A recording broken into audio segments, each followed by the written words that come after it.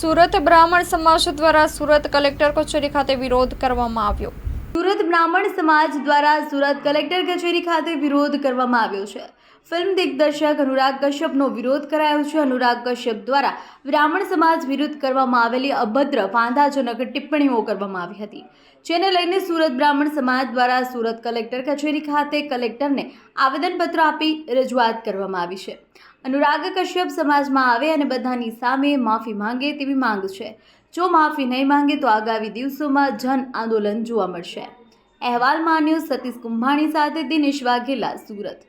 एक समुदाय ब्राह्मण समाज जिसके लिए जो अभद्र भाषा की टिप्पणी की है वो हम नहीं अपने मुंह से सार्वजनिक कर सकते हैं, परंतु इस प्रकार की जो टीका टिप्पणी देश में 1 महीने से चल रही है, कभी हमारे शूरवीरों का अपमान, कभी हमारे ब्रह्म समाज का अपमान, एक प्रकार से यह षड्यंत्र है और केंद्र सरकार को और प्रशासन को इसको संज्ञान में लेना चाहिए कि आखिर जो टिप्पणी की जा रही है क्या देश की स्थिति बिगाड़ने के लिए ऐसा किया जा रहा है।